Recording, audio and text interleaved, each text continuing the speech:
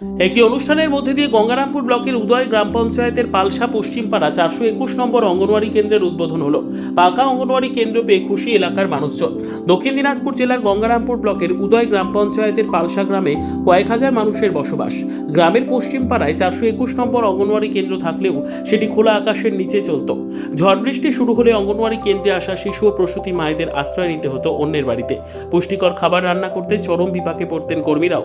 গ্রামের শিশু ও প্রসূতি মায়েদের কথা চিন্তা করে অঙ্গনওয়াড়ি কেন্দ্রের ভবন তৈরির জন্য উদ্যোগী হন গ্রামের বাসিন্দা লুৎফর সরকার। লুৎফর সাহেব বিনা টাকায় অঙ্গনওয়াড়ি ভবন তৈরির জন্য প্রায় 2 শতক জায়গা দান করেন।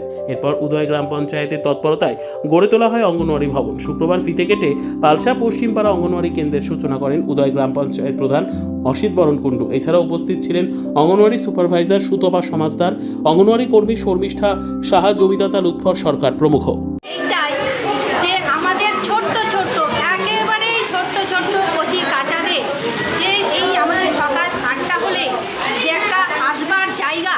সেই জায়গাটা হচ্ছে আমাদের অঙ্গনওয়াড়ি সেন্টার।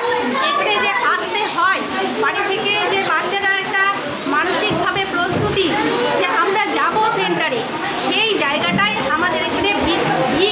সেই ভিড়টাই যদি আমরা শক্তভাবে তৈরি করতে পারি তাহলে ভবিষ্যতে সেই কচিকাচারাই আমরা আশা করব তারা অনেক বড় বড় জায়গায় পৌঁছাতে পারবে। আজকে শিশু, ভবিষ্যতের তারা সম্পদ, তারা ডাক্তার হতে পারে, ইঞ্জিনিয়ার হতে পারে, প্রফেসর হতে পারে, কে জানে কি হতে পারে। সেই যে জায়গা, সেই যে শুরু, সেই যে ছোট্ট ছোট্ট পা, সেটাই আমাদের এখানে প্রথম আমরা তার হাতে করি।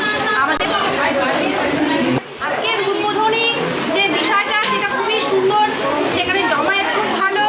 আমরা প্রধান সাহেবকে আমন্ত্রণ জানিয়েছিলাম, উনি এসেছেন। তারপরে সর্বোপরি আমাদের যে এই যে আমাদের এখানে আসবার জন্য, বসবার জন্য যে ডোনেশন করেছেন ডোনার, তিনি একদম আমাদের সেন্টার ভার্সনের লাগোয়া তার বাড়ি, তিনি যে তার নিজের উঠোনে জায়গাটা দিয়েছেন, তারা দুজনের প্রচণ্ড সহযোগিতায় একদিনে ঘরটা হয়নি, 4-5 বছর ধরে ঘরটা হবে করেছিল। তা আমার ওই আমার দিদি লুৎফর সরকার, সেই যে দিদি ডোনার, তিনি যে সহযোগিতা করেছেন।